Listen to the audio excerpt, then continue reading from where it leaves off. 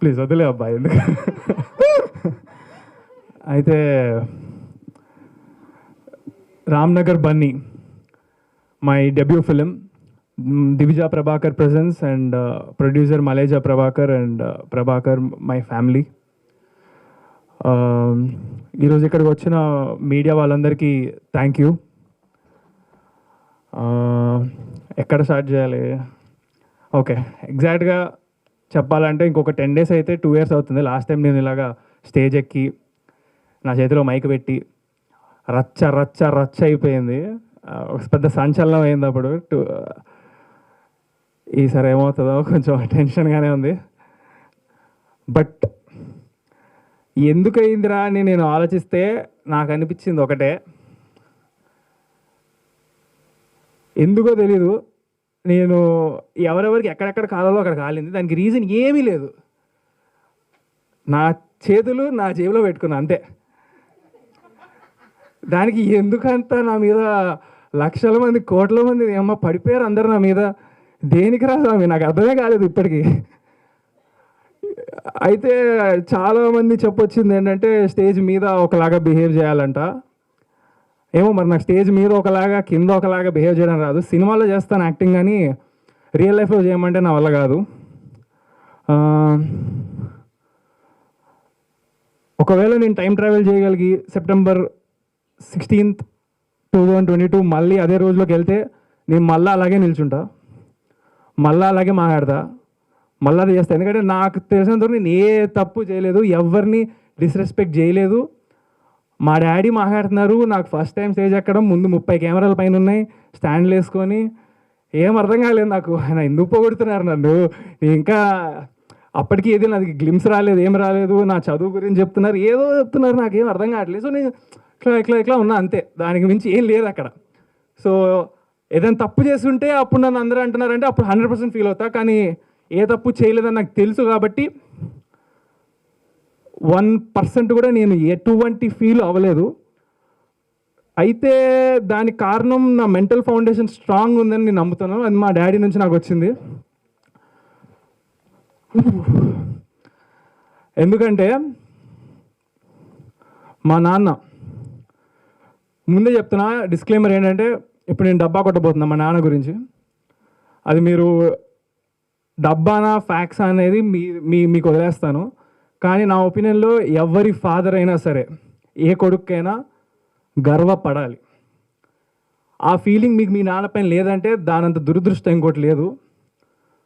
అలా లేనప్పుడు అట్లీస్ట్ మీరైనా సరే మీ లైఫ్లో ఒక గొప్ప తండ్రిగా అవ్వాలి. నా లైఫ్లో నాకు అదృష్టం ఉంది. మై డాడ్ బుల్లితెర megastar, small screen megastar. He's director, actor, producer. వేల ఎపిసోడ్లు నాట్ ఓన్లీ జస్ట్ సీరియల్లో యాక్టింగ్ చేసి ఇవి చేయడమే కాదు, హోస్ట్ కూడా చేశారు ఎన్నో shows, reality shows, dance shows. ఏది ఆయన చేయకుండా లేరు ఇండస్ట్రీలో ఇప్పటి వరకు. అండ్ ఉంటుంది రా భయ్ నాకు యాటిట్యూడ్. మా డాడీ అంత గొప్ప హీరో అయినప్పుడు ఎందుకు ఉండదు? అండ్ అది నాకు ఇన్సల్టింగ్గా మీరు అన్నారని అనుకుంటున్నారేమో, యాటిట్యూడ్ స్టార్ అని. నాకు యాటిట్యూడ్ అందరూ it's pride. And also in the pride in my talent. నా కాన్ఫిడెన్స్ నాకు ఉంది. అది లేకపోతే, మ్యాటర్ లేకపోతే మరి మేబీ అలాగే ఎక్కువ ఆలోచిస్తానేమో, ఇలా ఉండాలి అలా ఉండాలి. హార్డ్ వర్క్ చేసుకుంటూ పోతాను, నచ్చేటోళ్ళకి నచ్చుతాను. అండ్ ఇప్పుడు ఈ సినిమా రామ్నగర్ బన్నీతో ఎంతమంది అయితే నెగిటివ్గా అన్నారో వాళ్ళందరూ పాజిటివ్ అవుతారు అనుకుంటున్నాను. 100కి 100% అవ్వకపోయినా సరే ఒక 60% అయ్యారు అనుకుందాం. నెక్స్ట్ సినిమాకి ఇంకొక 10%. సినిమాకి అందరినీ మార్చేదాకా నేను వదలను, మార్చి తీరుతా. ఎంటర్టైన్ చేద్దాం అనేది నా goal. That's what makes me sleep at night. అందరినీ హ్యాపీ చేయడం, పాజిటివ్ చేయడం, ఇదే నా గోల్. ఇప్పుడు లోకంలో నెగిటివిటీ ఉంటుంది, పాజిటివిటీ ఉంటుంది, రెండు ఉంటాయి. అది సృష్టి ధర్మం. అంతెందుకు, ఇప్పుడు మీ ఇంట్లో మీ అమ్మా నాన్న మీరు ఏం చేయకుండా ఇంట్లో ఉంటే, ఏంట్రా బాబు దరిద్రుడు, ఇలా తయారయ్యాడు, బద్దకిస్తూ, దున్నపోదు, గాడిద, ఇంత ఫుల్ తిడతారు. అదే మీరు ఒక వాటర్ బాటిల్ పట్టినా లేదా కొంచెం బట్టలు అటు తీసి చేసిన ఆ మమ్మీకి ఏం హెల్ప్ చేసినా లేకపోతే కొంచెం మార్క్స్ తెచ్చుకుని ఏమంటే అబ్బా నా కొడుకు బంగారం అమ్మడి అమ్మ ఈడు జమ్ము అది ఇది అని బయట కూడా చెప్పుకుంటారు. ఎవరైనా అడిగితే ఆ రోజు అంతా హ్యాపీగా ఉంటారు. ఇట్స్ జస్ట్ సిచ్యువేషన్ అంతే. నచ్చే పని చేస్తే నచ్చేస్తాము, నచ్చని పని చేస్తే తిడతారు. సో నేను నిల్చోవడం ఇదంతా నచ్చలేదేమో, దానికి నేనేం హెల్ప్ చేయలేను. బట్ మూవీ పరంగా అయితే నేను మీకు నచ్చేలాగా చేస్తానని అనుకుంటున్నా. చేస్తాను 100%, నేను కాన్ఫిడెంట్. మరి ఇంకా చూడాలి, మరి తెలీదు. కానీ యాక్చువల్గా నన్ను అడిగితే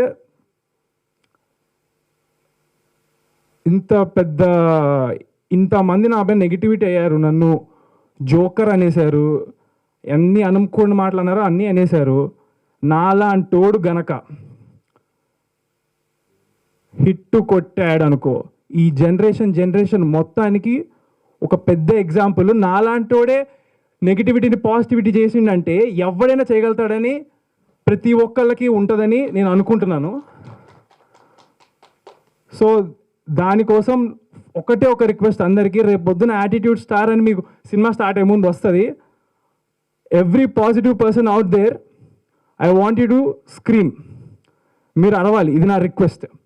నా కోసం కాదు, బట్ నెగిటివ్ నా కొడుకులందరికీ, ఓకే సారీ, నెగిటివ్గా ఉండేటోళ్ళందరికీ మైండ్ పోవాలి వాళ్ళకి. బేసిక్గా నాకు అదే కావాలి. I want everybody to just ఇంకా ఏమంటారు, స్ప్రెడ్ లవ్, పాజిటివిటీ. వీలైతే ప్రేమిద్దాం చూడు, మహా అయితే తిరిగి ప్రేమిస్తారు అంతే. సో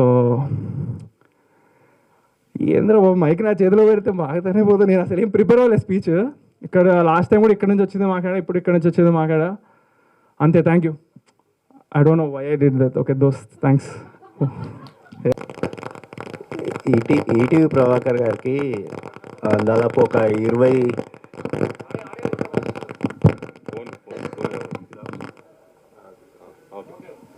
సో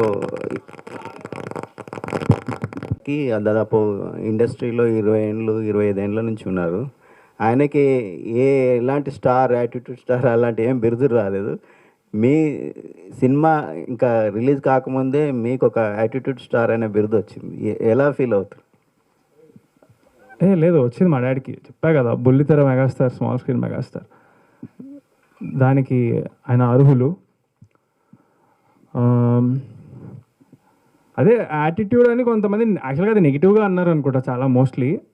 బట్ ఆ పక్కన ఉన్న స్టార్ అని అన్నారు కదా, అది నాకు పాజిటివ్గా అనిపించింది, అది నేను తీసుకున్నా.